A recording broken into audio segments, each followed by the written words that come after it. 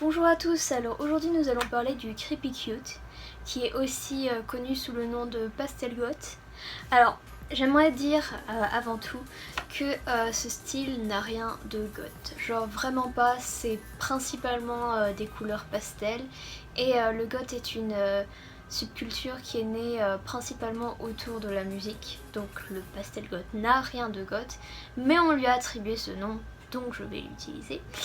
Et donc en gros c'est un style qui est très récent et qui est reparti aussi vite qu'il est arrivé et qui existe en grande partie grâce, ou devrais-je dire à cause, de Tumblr. Donc si je devais donner à peu près une période, je dirais que c'est un style qui a commencé au début des années 2010, donc vers 2011-2012. Au niveau de l'esthétique, c'est un mélange de couleurs pastel, surtout du violet et du menthe, et de noir, donc pour les couleurs en tout cas.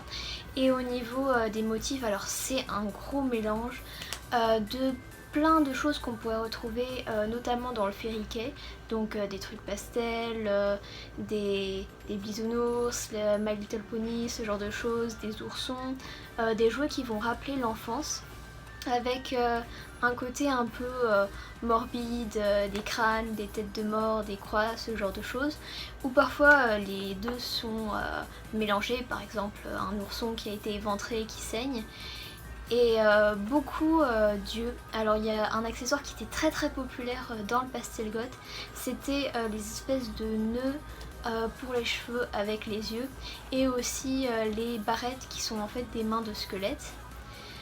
Et donc c'est un style qui a pas été super populaire en dehors d'internet, on va dire. Dans le sens où après il y a eu des figures emblématiques, des mannequins qui en ont porté à Harajuku, mais ça reste un style qu'on retrouve principalement sur internet et notamment sur Tumblr.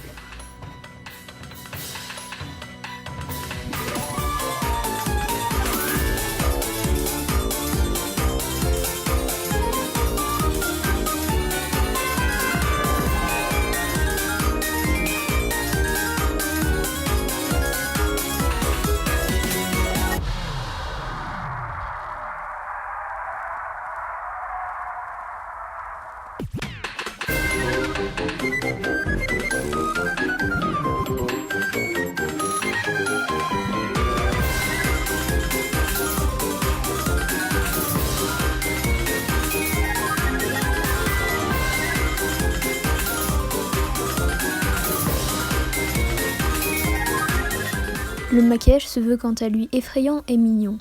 Il rappelle la maladie ou la mort, et souvent elle comporte des couleurs pastel comme le violet clair, le menthe, ou d'autres couleurs comme le rouge et le noir, avec souvent des rouges à lèvres foncés et des lentilles, ainsi que certains éléments, par exemple des gouttes de sang qui sortent des yeux ou du faux sang.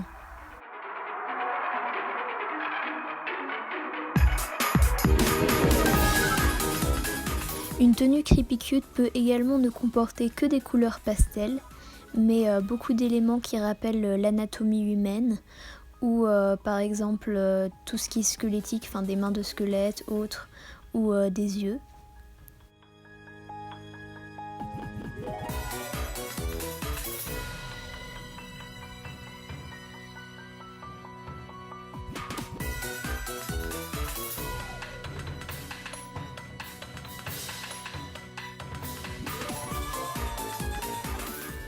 Parmi les figures qui ont influencé le Creepy Cute et le pastel goth, on peut notamment citer les suédoises Hirodo Hiro, Pastel Bat et Mashu Maro, qui ont toutes les trois arrêté de porter ce style assez récemment, mais qui étaient très connus et cités comme des références.